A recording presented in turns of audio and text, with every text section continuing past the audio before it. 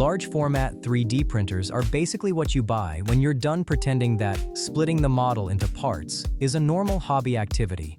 If you're printing big enclosures, fixtures, cosplay props, or functional pieces that you actually want in one chunk, the extra build volume can save a lot of time. But bigger printers also amplify the annoyances. A small leveling issue becomes a ruined 30-hour job. A draft you wouldn't notice on a desktop printer suddenly shows up as warping on day 2.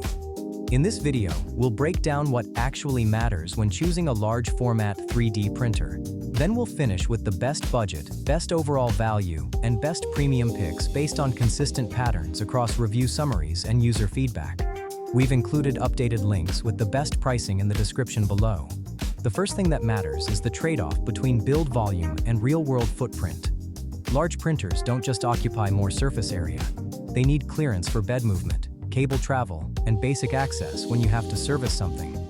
They're also often heavy enough that setup isn't a solo job. A common mistake is focusing on the build volume number and forgetting the practical question: where does this physically live? And how annoying will it be to move or maintain? The second thing is frame rigidity and motion stability. Large prints magnify vibration and inertia, especially when you're running long travel moves across a big bed.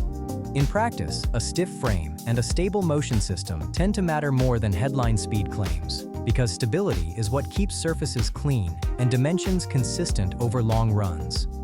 When a printer isn't stable, the print doesn't always fail instantly. It just slowly gets worse as time and movement stack up. Third is bed leveling and bed behavior. Large beds are rarely perfectly flat, and even when they start flat, heat can change the shape across the surface. Mesh leveling becomes essential at this size because it reduces the odds of first-layer problems across a large footprint. It's also worth paying attention to maximum bed temperature and how evenly heat reaches the edges, because edge lift and warping are some of the most common long print failure points, especially with draft-sensitive materials. Fourth is long print reliability and workflow. For many buyers, the question isn't whether a printer can produce one good print. It's whether it can stay consistent over a 24 to 48-hour job without random failures. This is where modern firmware ecosystems and monitoring matter. Clipper-based setups are often favored because they make tuning and monitoring more approachable, and on large prints, that can translate into fewer walk-away-and-hope situations. To narrow this down, we looked across a wide range of popular and well-reviewed options in this category. Many of them are perfectly solid choices, but once you factor in real-world reliability, long-term ownership feedback, and overall value, a small group stands out more consistently than the rest. In this category, long print consistency and the setup and ownership burden tend to matter more than raw spec sheet bragging rights. Those are the 3 picks that make the most sense for most buyers. For the best budget pick, the Elegoo Neptune 4 Max 3D printer usually lands around the mid-$400 range, depending on sales. This is the choice for people who want a genuinely large build area without spending $1,000, and who are okay trading a little polish for a lot of space. One of the most important signals in the user summaries is that multiple users report successful 24 to 48-hour PETG prints, including print farm use. That matters because long prints are exactly where problems show up first, like inconsistent adhesion across the bed, or small extrusion issues that don't appear on short jobs. A practical feature that helps at this size is automatic bed leveling. Because it uses automatic leveling, users spend less time fighting first-layer inconsistency across a large bed, which is often the make-or-break point on big prints. Another real-world ownership advantage is the direct drive setup. Because it's direct drive, users tend to have an easier time with flexible filaments than on many entry-level machines, which is useful if you're printing functional parts that need some give. It's also repeatedly framed as a strong value per dollar workhorse style option. In practice, that usually means you're not paying for luxury touches. You're paying for the ability to run large parts without immediately needing an upgrade. That value orientation can be especially appealing if you'd rather put budget into filament and projects instead of into a machine that's nicer on day one. The main limitation is that long print reliability varies by setup, and some users mention minor mods may be needed to optimize performance. That's the trade-off with budget large format printers. You can absolutely get strong results, but the machine may expect you to meet it halfway. The causal link here is simple. Because it's a budget platform scaled up to a large bed, small setup variables tend to matter more. And that's why tuning has a bigger impact on whether your long prints succeed. This is best for makers who want maximum build volume for the least money, print a lot of large PETG parts, and don't mind doing a bit of tuning to make the machine consistent.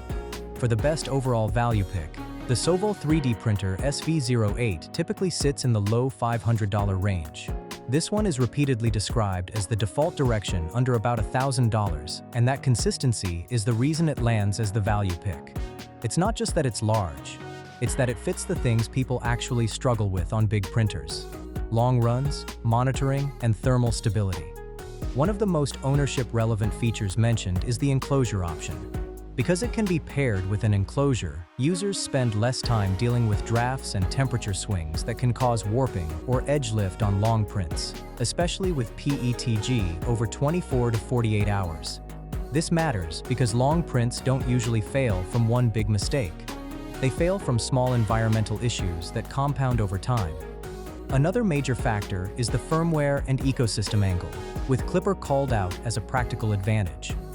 Because it aligns with a Klipper workflow, users tend to have an easier time tuning and monitoring large jobs, which reduces the chance of a surprise failure that you only discover the next morning. In practice, this can shift the ownership experience from "hope it works" to "manage it like a machine," which is what you want once prints become multi-day. It's also clearly framed as a balanced choice rather than a flashy one. The sources emphasize reliability over spec sheet features, and the SV08 shows up in that exact context. That's a useful signal because it suggests people recommend it for results, not for novelty. The downside is also stated plainly in the summaries. It's still a budget-class machine, so expect trade-offs and some tuning or modding. The causal link here is that the SV08's appeal comes from pairing a large build with a modern ecosystem and enclosure support, so it reduces the biggest pain points of large printing, even if it doesn't eliminate the need for ownership effort entirely. This is best for buyers who want a modern large format printer that's widely recommended as the safest default, especially if long PETG prints and a smoother monitoring workflow are part of the plan. For the best premium pick, the Creality K2 Plus Combo 3D printer often falls in the low $1,300 range. This pick is less about bigger is better and more about capability that changes what you can do day to day, especially with materials and workflow. The first standout feature in the summaries is the Core XY motion platform. Because it's Core XY based, users generally get a motion system that's better aligned with precision at speed, which can matter on big prints where instability shows up as gradual surface artifacts over time. The second feature that directly affects outcomes is the active heated chamber. Because it has an active heated chamber, users spend less time fighting warping and layer adhesion issues when printing ABS and ASA. This is one of the clearest examples of a feature that changes ownership experience, because open-frame large printers often struggle with these materials unless you add enclosure support yourself. The third feature is the multicolor and multi-material system. Because it supports multicolor or multi-material workflows, it can reduce manual intervention for certain projects, and it opens up more complex builds without constant filament babysitting. On large prints, that can be meaningful, because every extra pause or manual step is another chance for a long job to go wrong. The summaries also mention modern smart features. The important point isn't the buzzword.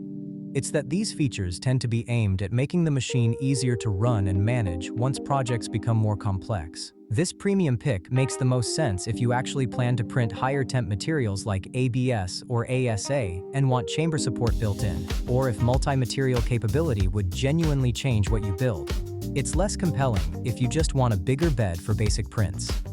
Prices change depending on sales, configuration, and availability. Thanks for watching, and the latest links are in the description below.